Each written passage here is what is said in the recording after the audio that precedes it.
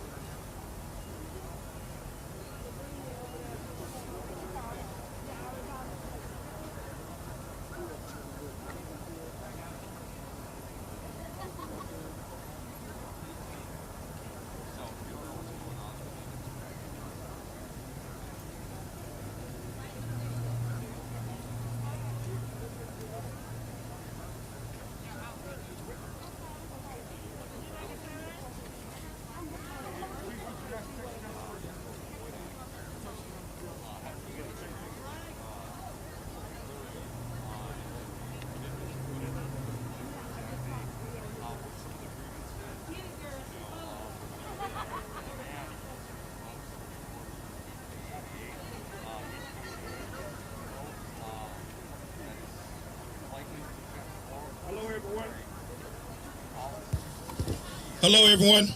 Thank you for your patience. We want to thank the slab riders who had the opportunity to come down for a historic event as we support the state legislation that's going on here in our state capitol, Senate Bill 1224 and House Bill 88.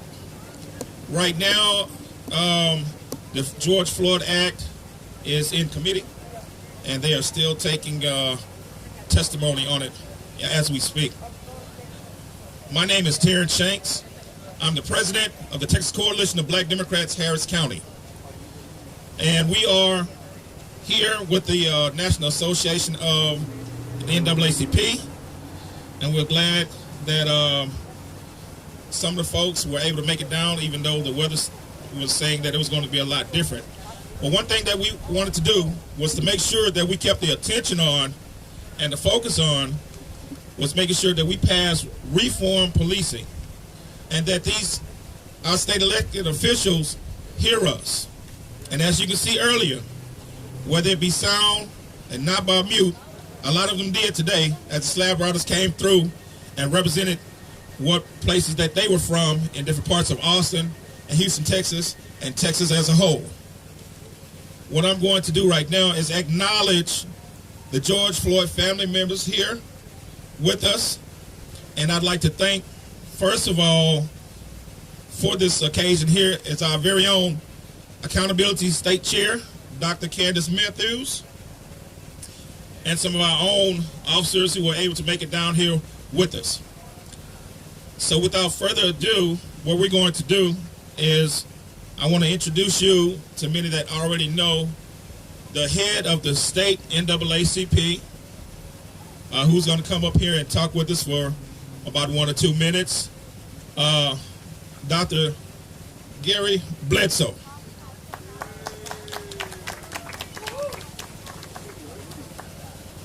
I want to thank everyone for being here for such an important occasion. I want to thank Dr. Matthews for organizing the event. I'm here today as an individual not representing the NAACP. I want everyone to know that we are strongly in support of HB 88 by Representative Fronia Thompson.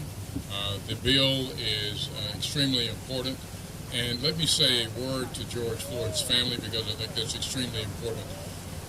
As a Texan that's been around here for many, many years, this is the first opportunity that we have to really bring about the kind of reform that will make for law enforcement officials treating African Americans and Latinos with the appropriate amount of respect. The whole world was able to see those 9 minutes and 29 seconds of Derek Chauvin having his knee on the neck. We've had incidents like that have occurred for many, many years. We have always said that those kinds of things occurred, but many good Americans were not able to come to believe that law enforcement officials would actually treat someone in that manner. But now the videotape is there. It's clear. And as the prosecuting attorney there who did the opening statement said, everyone should believe their eyes. We don't need to believe half-truths or explanations and try to put something different in perspective. It is very, very clear that knee being on the neck of George Floyd is what caused the death.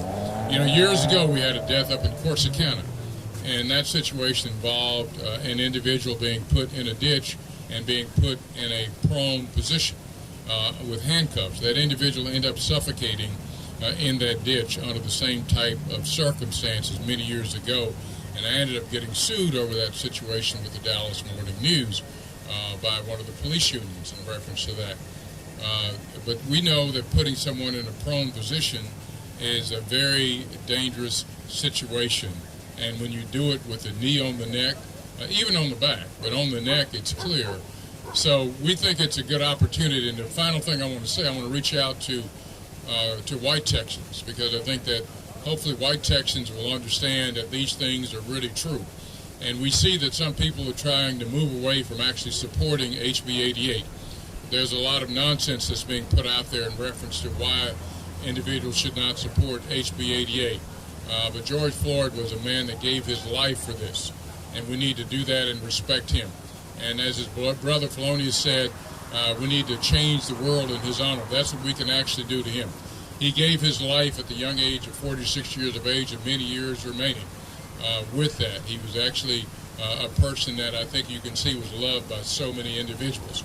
So the one thing we can do as a people, white, black, brown, red, yellow, or whatever kind, we can do that. You know, the significant thing is we look over the African American statue here. We have the Asian community there standing up for against the hate crimes against the Asian community. And we are standing right in front of a statue honoring the Confederacy here on the Capitol grounds. And I think that crystallizes where we are. So we need you to reach out to the governor, to the legislature, to the Senate, to the members of the House of Representatives, so that HB 88 is voted upon, that it comes out of committee, and that HB 88 is voted on by the House and becomes law and doesn't get watered down like the Sandra Bland law did last time. Thank you very much.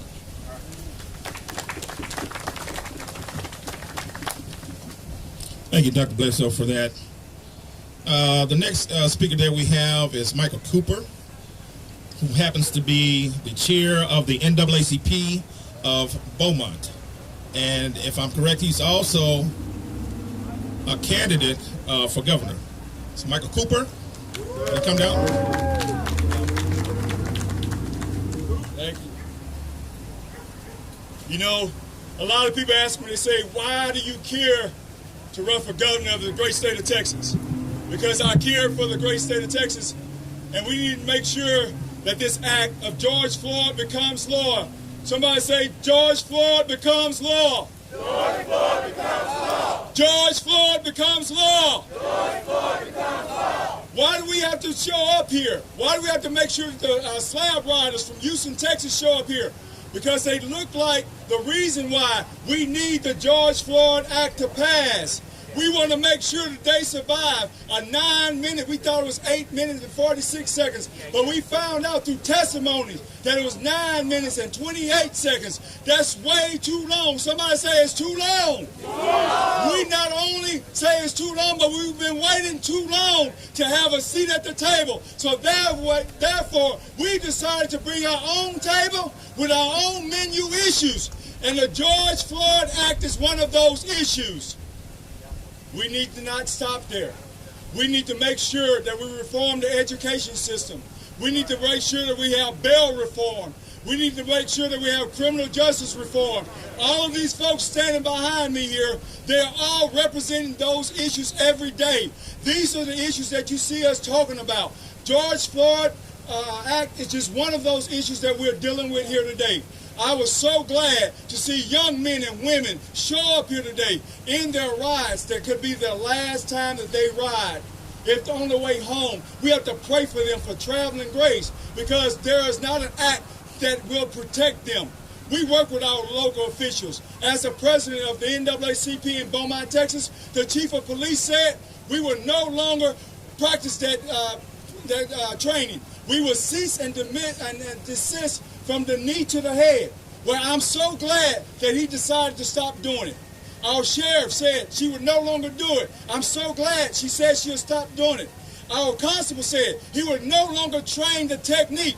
But guess what? We need a law and not a word.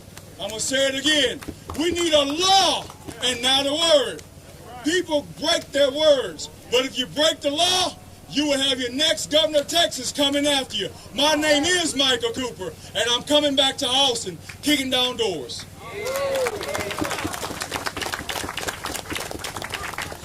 All right, we're going to keep this moving along. I'm put this down a little bit. I'm not that tall. We have Miss Angela Johnson, who's a former law enforcement, which is very rare, who's going to talk about some of the issues dealing with some of the plethora of issues that our community deals with here. Miss Angela, come on down. Good afternoon, everybody. One of the things that I really want to talk about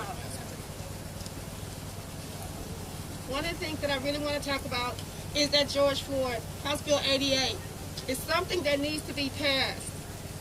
We will no longer allow officers to not be held accountable because they fall under qualified immunity. Even working in law enforcement, I have been subject to racial discrimination, white supremacy. As a woman and a woman of color, I get an opportunity to be ostracized when I complain or rather up someone. I don't get an opportunity to move to another agency without my folder being padded. George Floyd did not deserve to have an in his back. I had the training the day that I watched him die on television. I broke down. And I said, that is not the procedure. So what we need to do is push for that bill.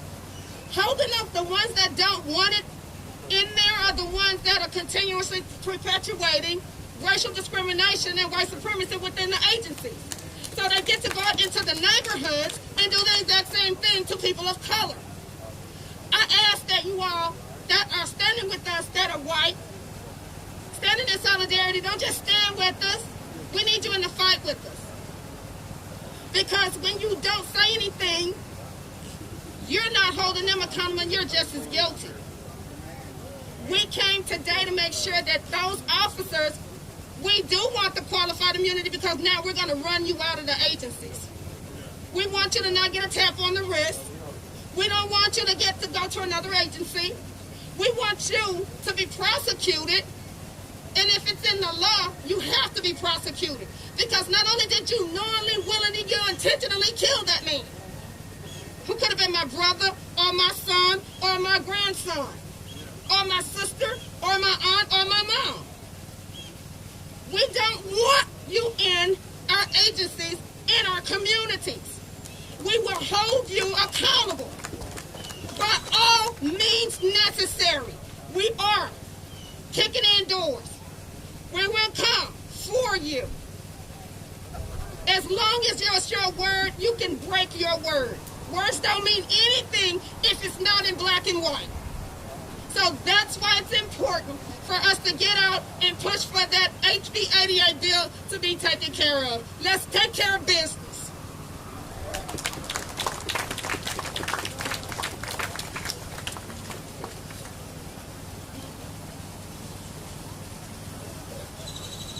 All right. So I'm going to turn this part over to Dr. Candace Matthews, who is going to do the introduction of George Floyd's blood family members.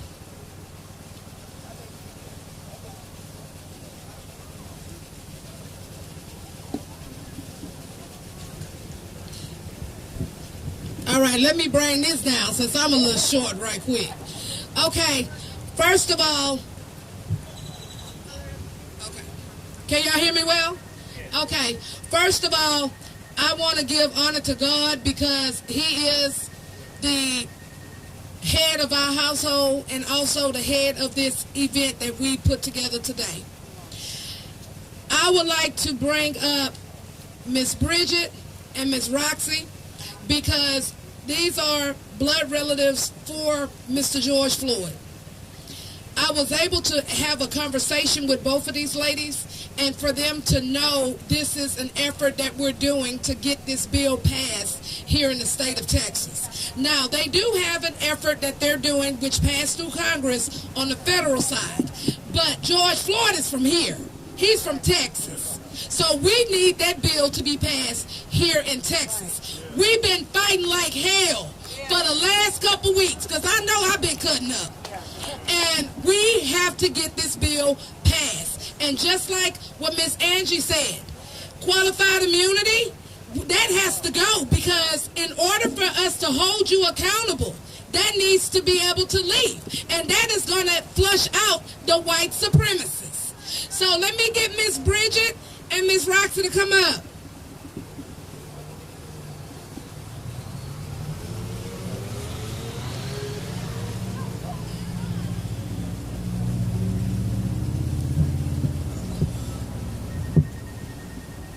We want to thank everybody that's here today that took the time out of whatever you was doing to come out and help us pass this bill. Because we've been fighting for a long time, guys. A long time. I didn't quite understand once my brother died. But as the days and months went by, as me and his daughter and his daughter's mom cried on the phone, I had to come and realize that my brother was the chosen one. God was in the mix of this. He didn't want anybody else but him. We go through a lot of pain. We go through a lot of grief. Every single day. Nobody knows what my niece go through, not having her father anymore.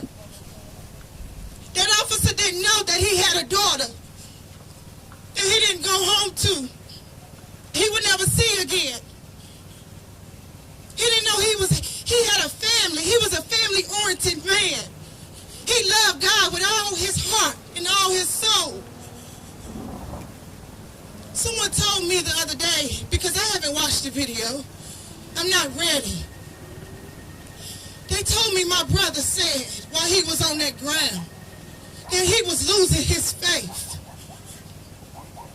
He was a man of faith. That's how he lived day to day. For him to say that while he was on that ground, man, really did something to me. We got to push this bill, guys. We got to push this bill real hard. Because they're going to overlook us like they've been doing. But we're not going to let it happen this time. We're not going to let it happen this time. We've been fighting for a long time. And the time is now. Our time is now. Like the man before me spoke. Now we have a menu at the table. Now they gonna pick from our menu. The power is in our hands, guys. We cannot let it fail. We gotta keep fighting. Continue to pray our strength in the Lord. Amen. Thank everybody for coming out.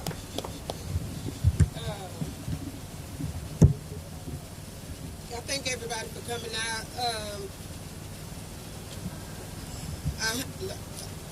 I don't have much to say, but like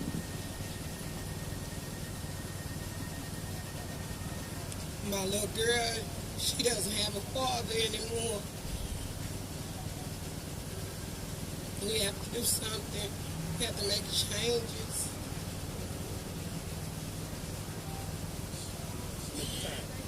Take your time. It's gonna be okay. Take your time.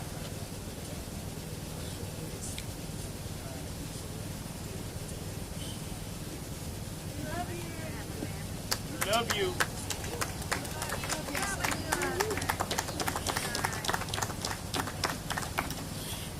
That's it. Thank y'all. Welcome. Welcome. Love you. Thank you.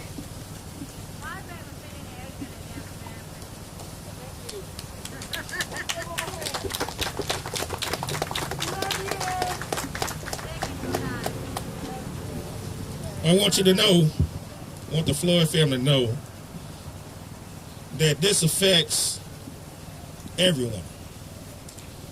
And this is why we are here today, to make sure that our state legislators hear us.